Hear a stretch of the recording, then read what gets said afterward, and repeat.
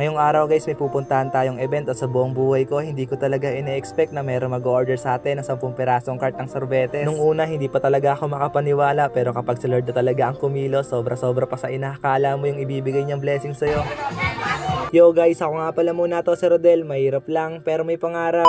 So ayun na nga guys no, bago nga pala ang latag, punta nga pala muna ako dito sa kabilang pabrika nila boss para nga kuhanin yung cart na gagamitin ko nga sa event. Pagdating nga namin dito guys, nagpaalam na nga pala muna kami dito kay Kuya Emil. Siya nga pala guys yung katiwala dito sa pabrika. Kasama ko nga rin pala ngayong araw guys yung kuya ko. Siya nga pala yung makakatulong ko mamaya sa pagluluto ko nga ng sorbetes. Kasi guys, kung ako nga lang gagawa ng 10 pirasong cart ng sorbetes, sigurado aabutin ako doon ng 2 araw. Pagkatapos nga namin guys makabili ng ingredients, nagpaiwan nga muna doon yung kuya ko sa pabrika para maumpisahan na rin yung pagluluto ng sorbetes. Si mama nga pala guys yung kasama ko ngayon pumunta dito sa palengke para nga bumili muna ng gata ng nyog. Pagkabalik nga namin ni mama guys dito nga sa pabrika, sinalubong na kami nitong kuya ko. Bali guys, yung binili ko nga palang nyog 18 piraso para nga sa 10 pirasong cart ng sorbetes. At yung mga oras nga na to guys, mga alas 2 na nga ng madaling araw at may 7 cart na nga kami ng sorbetes na nagagawa ng kuya ko. Grabe guys, alas 8 kami ng umaga nag-umpisa magluto ng sorbetes, pero hanggang ngayon hindi pa rin kami natatapos. Inabot na nga kami ng umaga guys, pero naging successful naman yung pagluluto namin ng 10 cart ng sorbetes. Kaya maraming salamat talaga sa mga kuya ko dahil hanggang sa huli sinamahan talaga nila ako lutuin tong 10 cart ng sorbetes. Proud na proud talaga ako sa mga kuya ko guys dahil sa kahit anong sitwasyon handa talaga nila akong tulungan. Bali nakarating na rin pala kami dito guys sa location kung saan nga kukuhanin tong mga cart ng sorbetes. At nga pala guys, maraming salamat po talaga muna dito nga kay SK Jinly ng Barangay San Bartolome. Sa pag-order nyo nga po sa akin ma'am ng sorbetes, isang malaking pasasalamat po talaga sa inyo dahil nagtiwala po kayo sa katulad kong sorbetero. Malaking tulong po talaga sa akin ito at sa aking pamilya. Kaya maraming salamat po muli sa inyo ma'am. O siya, ito nga guys, nakarating na rin pala kami dito sa unang lugar kung saan nga ipapamigay yung unang sorbetes. Sama nga rin pala ako ngayong araw guys dito nga sa mga lugar kung saan nga ipapamigay yung mga sorbetes. Nagpalaro nga pala muna sila dito guys ng palayok sa mga bata bago nga sila bigyan ng sorbetes.